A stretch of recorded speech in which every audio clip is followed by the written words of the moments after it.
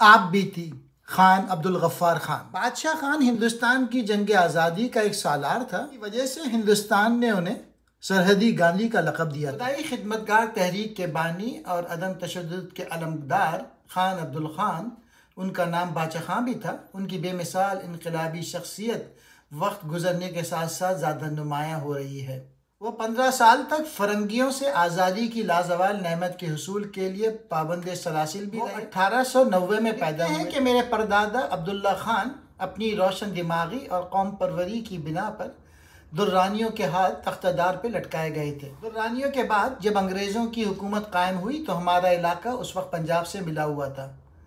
पंजाब में अंग्रेज़ों ने पंजाबियों की तालीम के लिए बहुत से मदरसे खोल रखे थे, लेकिन हमारे मुल्क में तालीम का कोई इंतज़ाम नहीं था। पठानों के साथ अंग्रेज़ों की कोई हमदर्दी ना थी और ना ही पंजाबियों के हमसे कोई हमदर्दी थी। हमारे यहाँ महकमे तालीम के तमाम अफसर पंजाबी थे और इसी वजह से हमारे वतन में बाकायदा तौर पर तालीम का बंदोबस्त नहीं था। पठान बच्चों के लिए तहसील इल्म का और कोई ज़रिया नहीं था। मस्जिदों में किसी कदर मजहबी तालीम के नाम से दर्स व तदरीस का थोड़ा बहुत इंतज़ाम था, लेकिन वह मुल्ला लोगों के लिए था और अक्सर लोग ये तालीम इमामत करने के लिए हासिल किया करते थे। आम पख्तूनों को इसमें कोई दिलचस्पी नहीं थी। इस्लाम से पहले पख्तून हिंदू थे और हमारे समाज में भी वो गलत दस्तूर राइज था कि इल्म सिर्फ ब्राह्मणों के लिए है। इस दस्तूर के तहत हम भी इसी तरह तकसीम हो चुके थे जैसा कि हिंदू अलग अलग टुकड़ों में। वालिद साहब ने खुद तालीम हासिल नहीं की थी, लेकिन इल्म से उनको बहुत प्यार था। मैं 5-6 साल का था तो मुझे तालीम हासिल करने के लिए मस्जिद में मौलवी के पास बिठा दिया गया। मुल्ला बेचारा तो खुद ही इल्म व अदब से बेबहरा और लिखने पढ़ने से आरी था। वो भला मुझे क्या पढ़ाता और लिखाता। हमारा उस्ताद बड़ा जालिम था और हमें बड़ी बेदर्दी से पीटा करता था। कुछ अरसे में मैंने कुरान शरीफ ख़त्म कर लिया। मेरे माँ बाप ने कुरान शरीफ के ख़त्म करने पर बड़ी खुशियाँ मनाई, बड़ी भारी खैरात भी की और मुल्ला को बहुत से रुपया दिया। इल्म हासिल करने का बहुत शौक़ था और अक्सर लोग अपने बच्चों को तालीम दिलवाने के लिए मस्जिदों में भेजते थे। हमारे इस देश में मुख्तलिफ सकाफ़तें और तमद्दुन गुजर चुके हैं। एक वक्त था कि यह इलाका आराई तहजीब का गवारा था। फिर इस मुल्क में बुद्ध मत का दौरा था और उस दौर में हमारे मुल्क ने बहुत तरक्की की और ये दौर एक अजीम माशरे के आसार अपने पीछे छोड़ गया। आज भी महात्मा बुद्ध के 2 अजीम मुजस्मे बामियान में मौजूद हैं। बामियान के दामन कौम में महात्मा बुद्ध के मुजस्मों के चारों तरफ सारे पहाड़ में जगह जगह गारें बनी हुई हैं। बामियान के अलावा जलालाबाद में मज़हब की अजीम यूनिवर्सिटी थी जिसके आसार आज भी मौजूद हैं। यही हाल टैक्सिला का था। इन मकामात पे संग तराशी, सनमगरी, तामीरात के नमूने पत्थर और लकड़ी से मुताल्लिक़ा फ़नून लतीफ़ा के पाए गए आसार से मालूम होता है कि इस वक्त हम पठान लोग एक बुलंद तमद्दुन और कल्चर के मालिक थे और हमने इस कदर तरक्की की थी कि अपने मुल्क से बाहर चीन और मशरिक़ बईद तक हमारे बाजू फैले हुए थे। इस तरह हमने अपने कल्चर और महात्मा बुद्ध के पैगाम से दुनिया को भी रोशनास करा दिया। 2-3 साल कबल हमारे गांव के करीब आसार कदीमा के महकमे वालों ने खुदाई की थी। इस खुदाई से ज़मीन के नीचे से एक बड़ा शहर बरामद हुआ। कहा जाता है कि यह शहर गंदारा के शाही ख़ानदान का मरकज़ था। हमारे इस देश में बाद में इस्लाम आया, लेकिन इस्लाम जिस वक्त इस मुल्क में आ रहा था उस वक्त अरबों में वो रूहानी रोशनी, खुदाई जज्बा और तक़वा बाकी नहीं रहा था जो पैगम्बर इस्लाम लाए थे या जिससे अबू बकर और उमर जैसी अजीम शख्सियतों ने अपनी अमली ज़िंदगी और बुलंद किरदार के ज़रिए अवाम को मुतारिफ़ कराया। की नौकरी का शौक़। मैंने इब्तदाई तालीम पेशावर के म्यूनसिपल बोर्ड हाई स्कूल में हासिल की। इसके बाद पेशावर के मिशन हाई स्कूल में दाखिल हो गया। कुछ अरसे के बाद मेरा भाई इसी स्कूल का कोर्स ख़त्म करने के बाद डॉक्टरी की तालीम हासिल करने के लिए बम्बई चला गया और मैं मिशन हाई स्कूल में अपने एक नौकर बारानी काका के साथ रह गया। बारानी काका मुझे फ़ौज के किस्से कहानियाँ सुनाते और कहा करते कि फ़ौज की नौकरी बड़ी इज्जत और बहुत अच्छी है। बारानी काका की बातों ने मेरे अंदर भी फ़ौजी नौकरी के लिए ज़बरदस्त शौक़ पैदा कर दिया और मैंने माँ बाप से सलाह मशवरा किया और उसके बाद मैंने फ़ौज में अप्लाई कर दिया और मेरा मुआयना हुआ और मेरा नाम डायरेक्ट कमीशन में दर्ज हो गया। मुझे डायरेक्ट कमीशन में लिए जाने की मंजूरी पर मेरे वालिद साहब बहुत मसरूर हुए। 6 फीट और 3 इंच मेरा कद था और मैट्रिक तक मेरी तालीम थी। इन्हीं वजूहात से इस पलटन के अंग्रेज़ों को मुझसे बहुत मोहब्बत और रग़बत थी और उनकी ख्वाहिश थी कि मैं इस पलटन में शामिल हो जाऊं। लेकिन एक दिन मैं पेशावर में एक दोस्त से मिलने गया जो उस रिसाले में रसलदार था। मैं और वो दोनों खड़े थे कि इस दौरान एक फरंगी जो इस रिसाले में लेफ्टिनेंट था आया। रिसालदार साहब नंगे सर खड़े थे और सर के बाल फैशन एबल थे। सर के अगला हिस्से पर तराशे हुए बालों का गुच्छा था। उस अंग्रेज ने जब रिसालदार के सर के बालों का ये फैशन देखा तो बड़ा गजबनाक होकर बोला, वेल डैम सरदार साहब, तुम भी अंग्रेज बनना चाहते हो? यह सुनकर सरदार का रंग फक हो गया और उसमें इतनी भी जुर्रत ना रही कि उस बात का उसे कोई जवाब देता। मैंने जब यह नज़ारा देखा तो उसका मुझ पर सख्त असर हुआ। मुझे तो बारानी काका का फौजियों की इज्जत की बातें सुनाया करते थे, लेकिन यहाँ मुझे जिल्लत ही जिल्लत नजर आई। फिर क्या था, उसी दिन से अंग्रेज़ों की नौकरी का ख्याल छोड़ दिया। लेकिन मेरे अब्बा जान मेरे इस ख्याल की सख्त मुखालफत की। वो मुझसे नाराज़ भी हो गए क्योंकि उन दिनों डायरेक्ट कमीशन हासिल करना एक बहुत बड़ी चीज़। डायरेक्ट कमीशन ठुकरा देने की वजह से बाबा जी मुझसे सख्त नाराज़ थे। लिहाजा मैंने इसके मुतालिक अपने भाई डॉक्टर खान साहब को एक ख़त भेजा और इसमें मैंने ये लिखा कि मैंने अंग्रेज़ों की नौकरी का ख्याल तर्क कर दिया है क्योंकि इसमें कोई इज्जत नहीं है बल्कि ग़ुलामी और ज़िल्लत है। डॉक्टर खान साहब मेरे इस फैसले में बहुत खुश हुए और उन्होंने अब्बा जान को लिख दिया कि मैंने जो फ़ैसला किया वो सही और शाइस्ता फ़ैसला है, लिहाजा वह मुझे मजबूर ना करें और ना ही नाराज़ हों। मैंने फिर तालीम की तरफ रुजू किया। मैं अपने गांव से अलीगढ़ चला गया और वहां कॉलेज में दाखिल हो गया। दिन का वक्त मैं कॉलेज में गुजारा करता और रात को शहर चला जाता। कुछ दिनों के बाद कॉलेज में गर्मियों की छुट्टियां हो गई और मैं वापस अपने गांव चला गया। कि हम दो ही भाई थे, एक तो पहले ही विलायत जा चुका था और अब मैं उनकी दिल जमी के लिए पास था। भाई साहब की अदम मौजूदगी में वो मुझे ही देखकर दिल को तस्कीन कर लिया करती थी। उन्हें मेरी जुदाई गवारा ना थी, इसलिए वो मुझे परदेश जाने की इजाज़त नहीं देती थी। नाम नेहाद मुल्ला और अंग्रेज़ गठजोड़। 1901 में अंग्रेज़ों ने हमारे सूबे को पंजाब से अलहदा कर लिया और हमारे सूबे में एक वहशियाना कानून का निफाज किया। ऐसा कानून तो शायद हिलाकू खान ने भी लोगों पर नाफिज नहीं किया था। इसका नाम था फ्रंटियर क्राइम्स रेगुलेशन एक्ट था। 1901 में अंग्रेज़ों ने जब हमें पंजाब से जुदा किया था और इस किस्म के जालिमाना कवानीन हमारे लिए बनाए थे तो इसकी वजह यह थी कि फ़रंगियों के ख़िलाफ़ पठानों में ख्याल पैदा हो गया था कि फ़रंगी अंग्रेज़ हमारे दुश्मन हैं और उन्होंने ज़ोर जुल्म से हमें अपना ग़ुलाम बना रखा है। अंग्रेज़ों के ख़िलाफ़ पठानों के अंदर एक पुरतशद्दुद तहरीक जारी हुई थी। इस तहरीक का नतीजा ये निकला कि पठान जहाँ भी अंग्रेज़ को देख लेते उसे नुकसान पहुँचाने की कोशिश करते। इस तरह बहुत से अंग्रेज़ मौत के घाट उतारे जाते थे और पादाश में बहुत से पठान फांसी के तख्तों पर लटकाए जाते थे। मैंने मिशन स्कूल में तालीम हासिल की थी। ये पादरियों यानी मसीही मशीनरियों का स्कूल था और मेरे बहुत से साथी ने इस्लामी स्कूल में तालीम हासिल की थी। मेरे तालीम ने मेरे दिल में मुल्क और मिल्लत से प्यार, मोहब्बत और ख़िदमत का जज्बा पैदा किया था। लेकिन मेरे जो और साथी थे उनके दिलों में ना तो मुल्क और कौम से कोई मोहब्बत थी और ना ही उनमें खिदमत गुजारी का जज्बा था। मैंने इस मसले पर जिस कदर भी गौर व फिक्र किया, मैं इस नतीजे पर पहुँचा कि मेरे अंदर जो हुब्बुल वतनी का जज्बा पैदा हुआ है, इसके लिए भी तारीफ़ और तौसीफ़ का हक़ मेरे उन उस्तादों को पहुँचता है जिनसे मैं बहुत मुतासिर और फैज़याब हुआ था।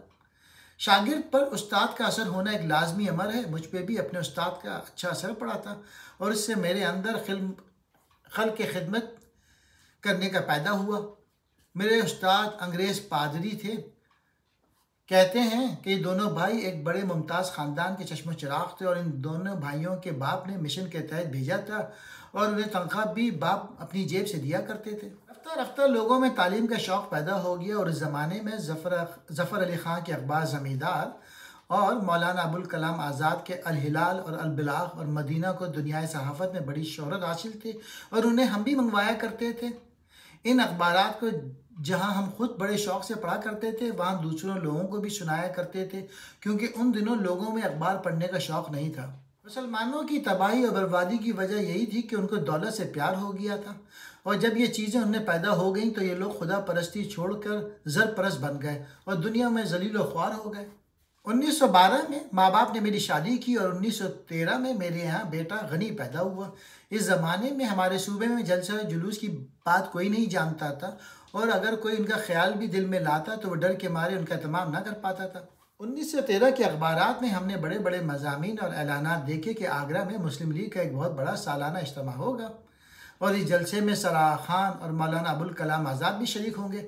हमारे दिल में भी इस जलसे को देखने का शौक़ पैदा हो गया और मेरे साथी आगरा रवाना हो गए और वहाँ पहुँचकर मुस्लिम लीग के जलसे में शामिल हुए। मुस्लिम लीग के सदर का खुतबा हमने सुना और सर आगा खान और मौलाना अबुल कलाम आज़ाद और बहुत से दूसरे मुकर्रिरीन की तकारीर भी सुनी। जलसा बहुत अजीम व शान था और हमने इसमें शरीक होकर बहुत कुछ सीखा और समझा। दिसंबर 1915 में मेरा लड़का वली पैदा हुआ। गनी उस वक्त लगभग 3 बरस का था। 1918 में जब पहले जंग अजीम ख़त्म हुई तो लोगों ने थोड़ा सुख का सांस लेना शुरू किया, लेकिन जल्द ही एक नया हंगामा बपा हो गया। हिंदुस्तान के अवाम आस लगा बैठे थे कि जंग अजीम में हिंदुस्तानी जवानों की कुर्बानियाँ और ख़िदमत के सिले में उन्हें कुछ न कुछ हुकूक़ आज़ादी या सियासी मराद फराम कर दी जाएंगी। मराद के बजाय 1919 में एक नया कानून गर्दनों पे आवेज़ा कर दिया गया। फिर क्या था, हिंदुस्तान में गुस्से की एक लहर दौड़ गई। इस एक्ट के ख़िलाफ़ एजिटेशन शुरू हो गया और पुलिस को हमारा पता लग गया और वो आ गई और मुझे गिरफ़्तार कर लिया और मुझे मर्दान ले जाके जेल में डाल दिया। दूसरे दिन मुझे पुलिस कप्तान के सामने पेश किया गया और उसने हुक्म दे दिया कि मुझे बेड़ियाँ पहना दी जाएँ। 1 घंटे बाद सिपाही मुझे जेल खाने में ले आए और मुझे एक ऐसी बैरक में बंद कर दिया जिसमें बहुत से काबिल पठान भी मुक़ीम थे। कुछ दिनों के बाद अचानक मेरे ज़ईफ़ वालिद साहब अपने लवाहिकीन और उस जगह के चंद साथियों को लेके वहाँ आ गए। अब्बा जी ने जो ही मुझे देखा तो बहुत खुश हुए, क्योंकि बाहर ये बात मशहूर हो गई थी कि मुझे फांसी दे दी गई है और यहाँ मैं ज़िंदा था। जेल से रिहाई और दोबारा गिरफ्तारी। मैंने अपनी ज़िंदगी में उस वक्त तक 2 मार्शल लॉ देखे, एक 1919 में अंग्रेज़ों के ज़माने में, दूसरा पाकिस्तान बन जाने के बाद 1998 में। अंग्रेज़ों ने जब मार्शल लॉ लगाया था उस वक्त एक तरफ तो अफ़गानिस्तान से उनकी जंग जारी थी और दूसरी तरफ हंगामों और तशद्दुद की कार्रवाइयों ने इतना ज़ोर पकड़ लिया था कि अंग्रेज़ ने मुल्क में अमन अमान के क़याम और अपनी हुकूमत के ढांचे को बहाल के लिए सवाए इसके और कोई चारा ना देखा, तो उन्होंने ये मार्शल लॉ सिर्फ 2-3 महीने तक जारी रखा था। अब ज़रा पाकिस्तान के मार्शल लॉ का भी तज़किया कर लिया जाए। पाकिस्तान में अमन अमान था, हुकूमती ढांचे, अदालती निज़ाम और अवामी तंजीमें सब अपनी अपनी जगह कायम थी कि अचानक मार्शल लॉ लगा दिया गया और इससे गर्ज ये थी कि चंद मखसूस आदमियों की हुकूमत ज़बरदस्ती से मुल्क में ठूस दी जाए, लोगों को उनके जमहूरी हुकूक से महरूम कर दिया जाए और इलेक्शन के आगे बंद डाल दिया जाए। यह मार्शल लॉ तकरीबन 4 साल जारी रहा। अमानुल्लाह खान से मुलाकात। 1920 में मेरी दूसरी शादी हो गई। महमूद तर्जी अफ़गानिस्तान के वज़ीर ख़ारजा थे। वो एक नहायत काबिल और लायक इंसान समझे जाते थे। एक दिन उन्होंने एक बहुत बड़ी ज़ियाफ़त का एहतमाम किया और उसमें मुझे ही मदऊ किया। वे जब हिंदुस्तान में आए थे उस वक्त हिंदुस्तान की एक भी ज़बान उनकी अपनी ज़बान नहीं थी और ना ही हिंदुस्तान में किसी और को उनकी ज़बान आती थी, लेकिन उन्होंने हिंदुस्तान की किसी भी ज़बान को हुकूमत के कामों में राइज नहीं किया और अपनी ही ज़बान को सरकारी ज़बान बनाया था, जिसका नतीजा ये हुआ कि आज हिंदुस्तान में करोड़ों लोगों ने इसी ज़बान को सीख लिया है और आज हिंदुस्तान के बाज़ हिस्सों के लोग दूसरे हिस्से के लोगों को ज़बान तो नहीं समझते, लेकिन हिंदुस्तान का ऐसा कोई हिस्सा नहीं जिसे अंग्रेज़ी ना आती हो। एक अंजुमन बनाई। हमारे स्कूल में उस्तादों की किल्लत थी। इसकी वजह यह थी कि थोड़ी तनख्वाह पर अच्छे उस्ताद मिलते नहीं थे और हमारे पास इतने पैसे नहीं थे कि उस्तादों को बड़ी बड़ी तनख्वाहें देकर उनकी खिदमत हासिल कर सकें। इसलिए मैं ख़ुद लड़कों को सबक पढ़ाया करता। मैं तहरीक खिलाफत के लिए काम कर रहा था। इसकी वजह से हुकूमत ने मुझे गिरफ़्तार कर लिया और मुझे 3 साल के लिए कैद सख्त की सज़ा दी। उस वक्त जेल खाने भी अजीब किस्म के होते थे।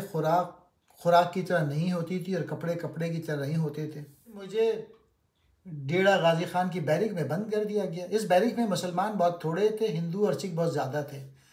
हमारा एक मास्टर था, उसका नाम था गोरू दत्ता। बहुत ही अच्छा आदमी था और मेरे साथ तो उसकी गहरी मोहब्बत थी। उस जेल खाने में हमारे दिन बहुत अच्छे गुजरे और पख्तूनों के बारे में अंग्रेज़ों ने जब बहुत सी गलत फहमियाँ हिंदुओं के दिल में पैदा की थी, उनकी किसी कदर इस्लाह हो गई थी। एक दिन मेरा एक हिंदू दोस्त मुझे कहने लगा, मैं एक बात आपसे पूछता हूँ लेकिन ये शर्त है कि आप खफा नहीं होंगे। मैंने जवाब दिया, हरगिज़ नहीं। हिंदू दोस्त ने कहा, मैंने सुना है कि पठान इंसान का खून पीते हैं। मैंने जवाब दिया, हाँ हाँ खूब पीते हैं। वो चिल्ला से उठा, बाप रे बाप। उसने फिर पूछा, ये क्यों पीते? मैंने जवाब दिया, इसलिए कि बहुत ही लजीज होता है। वो फिर चिल्ला उठे, बाप रे बाप। मैंने अब ज़रा संदीजा लहजे में हिंदू दोस्त से पूछा, दोस्त ये बात तुम्हारे दिमाग में पैदा कैसे हुई? क्या तुम कभी पठानों के देश में गए हो? तुमने पठान देखे भी हैं? तुम्हारा उनसे कभी वास्ता ही पड़ा है? उसने जवाब दिया, नहीं। फिर मैंने उससे पूछा, तुम फिर कैसे इस नतीजे पर पहुँच गए? उसका जवाब था कि उसने किसी किताब में पढ़ा था। वली और गनी की मेरी रिहाई के लिए तहरीक। मेरी वालदा साहब मेरे लिए बहुत गमगीन और उदास रहती थी, और जेल के कवायद के मुताबिक मुझे जब ख़त लिखने का मौका मैसर आता तो मैं अपनी वालदा साहिबा ही को ख़त लिखा करता था। वो हालत नज़ा में कह रही थी, गफ़ार किधर गया है, वो आया ही नहीं। बस मेरा ही नाम उनकी ज़बान पे था कि उन्होंने दम। सरदार खड़क सिंह एक ज़बरदस्त इंसान। डेरा गाजी खान के कैदियों में सबसे लंबी कैद मेरी थी। मेरी कैद 3 साल की थी, और दूसरे कैदियों की कोई 6 महीना, कोई 9 महीना और ज़्यादा से ज़्यादा साल भर के लिए कैद था। अब इस जेल खाने में बस सिर्फ मैं और सरदार खड़क सिंह 2 ही कैदी रह गए। खड़क सिंह बड़ा ज़बरदस्त इंसान था और पहाड़ की तरह अपने अज़म पे डटा हुआ था, कोई इसे हिला नहीं सकता था। 3 साल के बाद मैं जेल खाने से रिहा हुआ। इन 3 सालों में हमारी कौम बहुत आगे बढ़ चुकी थी। हमारे मदरसे ने अच्छी तरक्की कर ली थी। इस कामयाबी का तमाम सहरा हमारे स्कूल के लड़कों और उस्तादों के सर पे था। उन्होंने मेरी कैद हो जाने के बाद मुल्क में बड़ा काम किया, गोया मेरी कैद का सही फ़ायदा उठाया। ये सब उन लड़कों की मेहनत की बरकत थी। मैंने इस जलसे में एक मुख्तसर सी तकरीर की और अपनी कौम को मैंने शेर के एक बच्चे का ये किस्सा सुनाया। एक शेरनी थी, उसने भेड़ों के रेवड़ पे हमला कर दिया। वो हामला थी।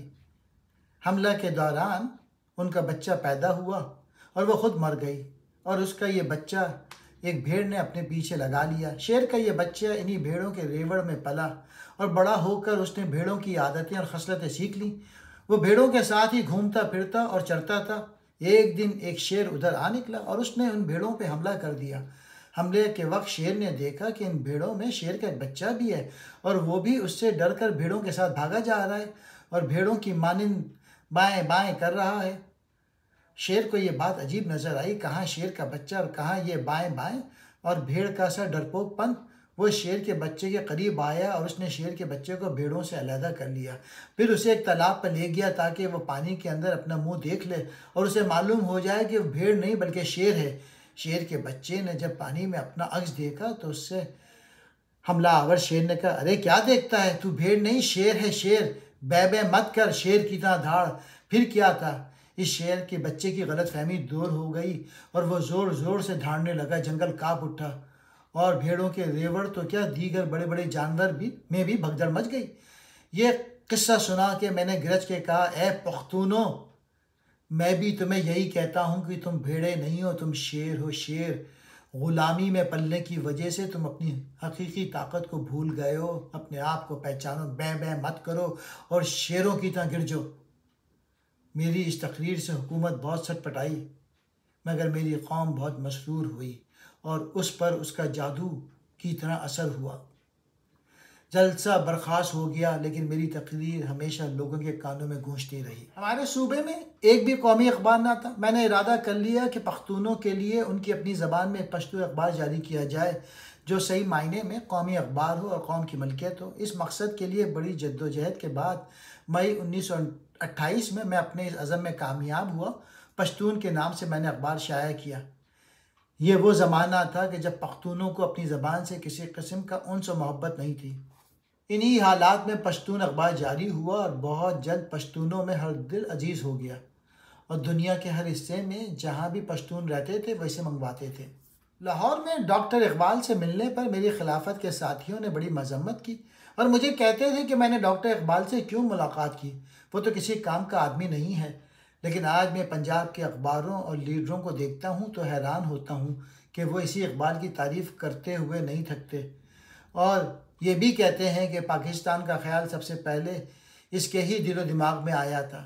ये तख़य्युल इसी ने पैदा किया था। पंजाब के मुसलमानों का कोई गुनाह नहीं है। दुनिया भर में यह कायदा जारी है कि ज़िंदा कौमें जिंदों की कदर करती हैं और मुर्दा कौमें मुर्दों की कदर करती हैं। हम मुसलमान लोग हमेशा मुर्दों की कदर करते हैं। हमारे यहाँ ज़िंदा इंसानों की कोई कदर नहीं है। लाहौर से मैं फिर लखनऊ चला गया। लखनऊ में कांग्रेस का जलसा था और इसमें गांधी जी और जवाहरलाल से मुलाकात का शर्फ हासिल हुआ। इन दोनों से पहले मेरी मुलाकात कोई जान पहचान नहीं थी, लेकिन जवाहरलाल के मेरे बड़े भाई डॉक्टर खान साहब से बड़े मरासिम थे, क्योंकि ये दोनों एक ही जगह इंग्लैंड में रह चुके थे और लंदन की यूनिवर्सिटी में इकट्ठा पढ़े थे। डॉक्टर साहब ने मुझे एक तारुफ़ी ख़त इनके नाम लिख दिया था। जब जलसा ख़त्म हुआ तो जवाहरलाल चौधरी खलीकुज़्ज़मान के मेहमान थे। मुझे भी अपने हमरा अपने मेज़बान के घर ले गए। खाना खाने के बाद मेरे और नेहरू के दरमियान अफ़गानिस्तान के बारे में बहुत सी बातें हुई। लखनऊ से मैं फिर दिल्ली चला गया। जुम्मे के रोज़ मस्जिद में मौलाना मोहम्मद अली से मेरी मुलाकात हुई। मोहम्मद अली बहुत अच्छे इंसान थे और मेरे बड़े मेहरबान थे, लेकिन उनके बड़े भाई शौकत अली कोई अच्छे आदमी नहीं थे, मगर उनका मोहम्मद अली पर बड़ा असर था। लिहाजा वो कभी कभार मोहम्मद अली को गलत रास्ते पर चला दिया करते थे। यही वजह थी कि मैं मोहम्मद अली से नाराज़ था। कुछ दिनों के बाद नादिर ख़ान की तरफ से काबुल की फ़तह का तार मौसूल हुआ तो हमने बड़ी खुशी मनाई। इस खुशी में लोगों ने एक जुलूस हशनगर के शुमाली सिरे और दूसरा जुलूस हशनगर के निचले सिरे से निकाला। मैंने अपनी तकरीर में पठानों से कहा कि दुनिया में दो ही रास्ते हैं जिन पर चल के कौमें तरक्की कर सकती हैं, एक मज़हब और दूसरा कौमियत। आज अगर तुम्हें इल्म हासिल ना हो तो आंखें तो मौजूद हैं। यूरोप और अमेरिका को देखो, जिनमें मज़हब तो नहीं है लेकिन उनके अंदर कौमियत मौजूद है। यही वजह है कि वो आसमान तक जा पहुँचे और हम हैं कि ज़मीन पर भी नहीं चल सकते। वो आबाद हो गए और हम बर्बाद हो गए। उनकी ज़िंदगी को देखो और अपनी ज़िंदगी को भी देखो। हमारी इस तबाही और बर्बादी की बड़ी वजह यह है कि हम में ना मज़हब है और ना कौमियत। दुनिया में एक अजीब इनकलाब आ रहा है और तुम लोगों को इसकी खबर भी नहीं। पठानों, तुम इन तरक्की याफ्ता कौमों को देखो। तुम्हारा यह ख्याल होगा कि ये कौमें शायद इसी हालत में आसमान से उतरी थी, लेकिन ऐसी बात नहीं है। ये भी हमारी तरह की कौमें हैं। तो फिर उन्होंने क्यों कर ऐसी तरक्की कर ली और हम क्यों पीछे रह गए? ये बात काबिल गौर है। इनकी तरक्की का राज ये है, उनमें ऐसे लोग पैदा हुए जिन्होंने अपनी ज़ाती ऐश, अपना आराम, अपनी तरक्की और अपनी आबादी कौम की आबादी पर कुर्बान कर दी और उससे उनकी पूरी कौम खुशहाल और बुलंद मर्तबे पर राइज हो गई। लेकिन हम में ऐसे लोग पैदा नहीं हुए, इसलिए हम पीछे रह गए। लेकिन हम लोगों को अपनी ही फ़िक्र लगी हुई है। हम में हर शख्स यही सोचता है कौम चाहे बर्बाद हो मगर किस तरह हम खुद आबाद हो जाएं। वो इस बात को नहीं समझते अगर वो आबाद हो भी गए तो सिर्फ वही आबाद होंगे, इससे कौम तो आबाद नहीं होती।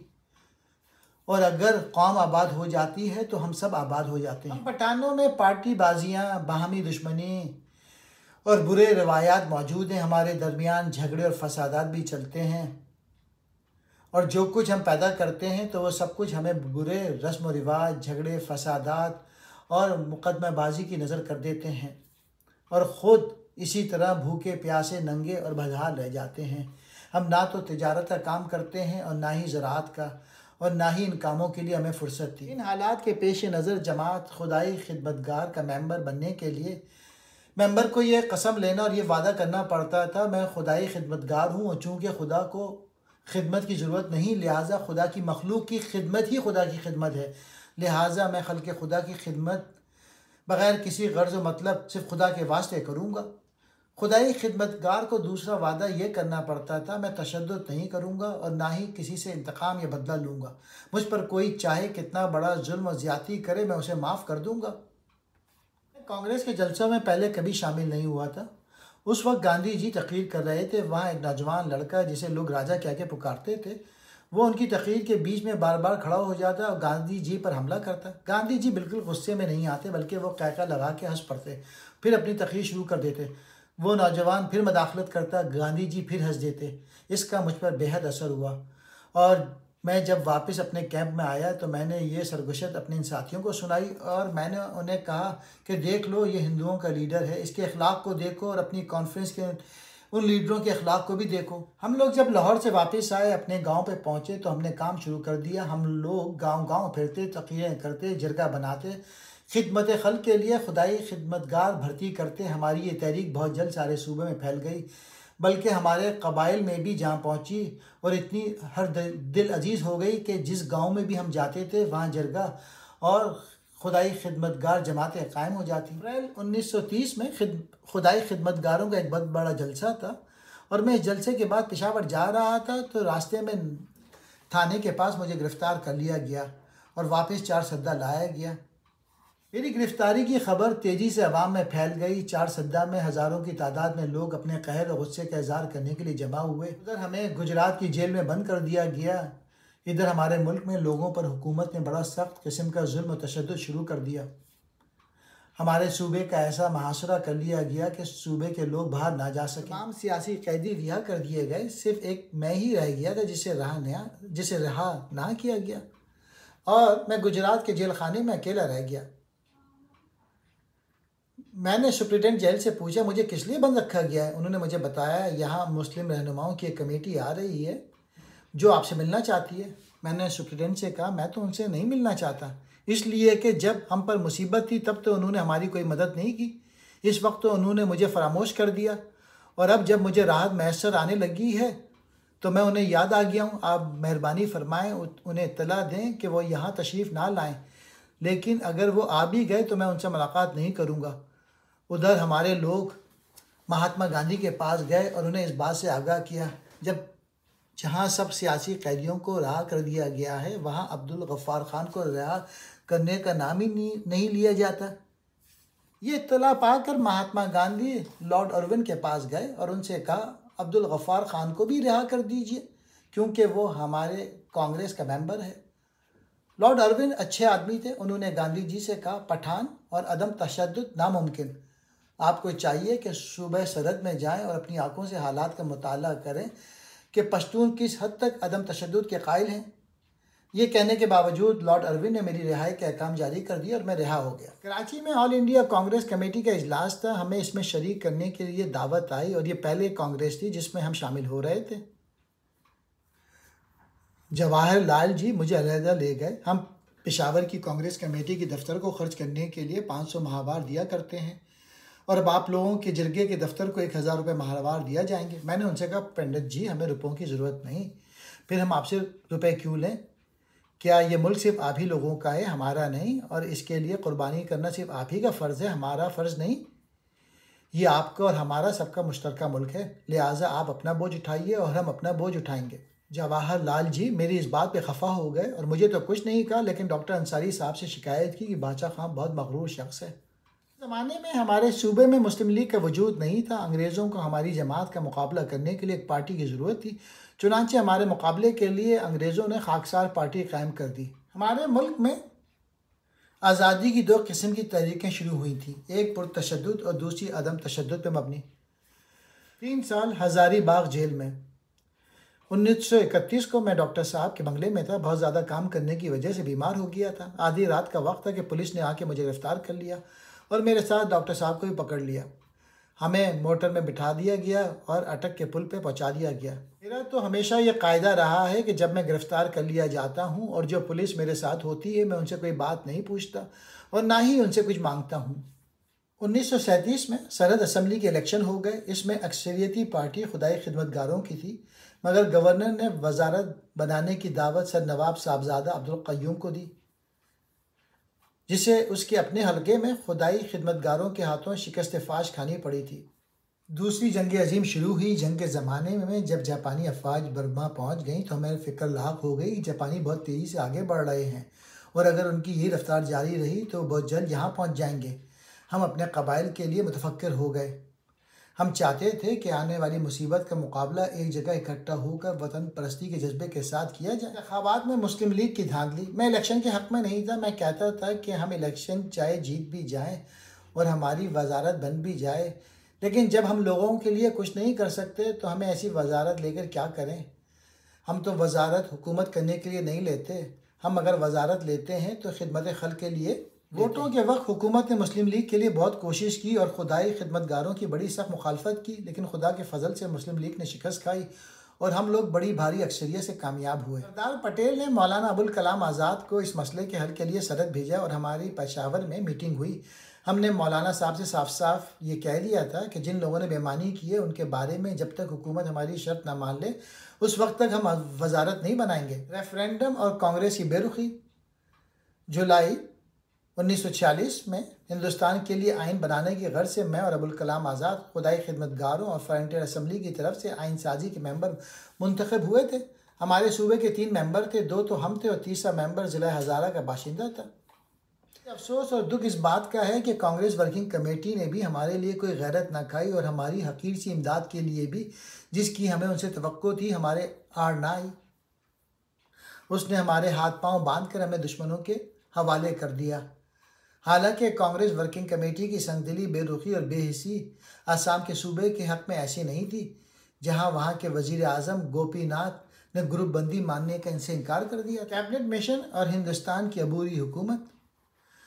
हम 4 आदमी कांग्रेस के थे, अबुल कलाम आज़ाद, जवाहरलाल, सरदार पटेल और मैं। और 4 आदमी मुस्लिम लीग के थे, जिन्ना, लियाकत अली, नवाब इस्माइल और अब्दुल रब निश्तर। बातचीत शिमला में शुरू हुई।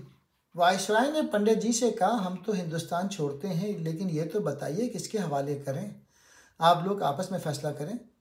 इस बात का असर मिस्टर जिन्ना पे भी हुआ। उन्होंने कह दिया कि अच्छी बात है, हम घर में फ़ैसला कर लेंगे। इजलास मुलतवी हो गया। जिन्ना साहब और जवाहरलाल उठ खड़े हुए और एक दूसरे कमरे में चले। नेहरू की सूबे सरहद में आमद। जवाहरलाल को मैंने इस बात पे राज़ी कर लिया और उन्होंने मुझसे वादा कर लिया कि वो सूबे सरहद में आएंगे और ज़रूर उन लोगों और इस इलाके को देखेंगे और जिस कदर भी हो सकेगा वो इन लोगों के लिए मदद करेंगे। गांधी जी के साथ गुजरे लम्हात।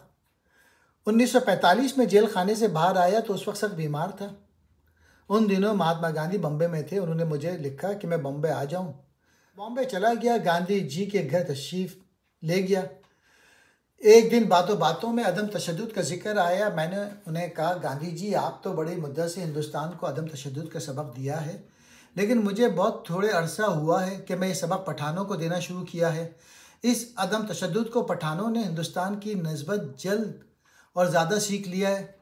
गांधी जी ने मुझसे कहा, अदम तशद्दुद बुज़दिल आदमी का काम नहीं, यह बहादुर आदमी का काम है और पश्तून हिंदुस्तानियों से ज़्यादा बहादुर हैं। यही वजह है कि उन्होंने तशद्दुद नहीं। गांधी जी तक़सीम हिंद के मुखालिफ थे। दूसरे मेंबरों के बारे में मैं कुछ नहीं कह सकता, लेकिन सरदार पटेल और राजगोपालाचार्य तक़सीम के हक़ में थे और इस बारे में उन्होंने बहुत ज़ोर लगाया था। अफसोस मुझे इस बात पर था कि हमने तो कांग्रेस को ना छोड़ा, लेकिन कांग्रेसियों ने हमें छोड़ दिया। अगर हम कांग्रेस को छोड़ते तो अंग्रेज़ हमें सब कुछ देता था और मेरा इस बात पे पुख्ता यकीन था कि अगर कांग्रेस ने इस बात पे ज़ोर दिया होता, मजबूरी से डटे रहते और जिस तरह के जिन्ना ने वो बात उनकी मान ली थी तो ये भी मान लेते।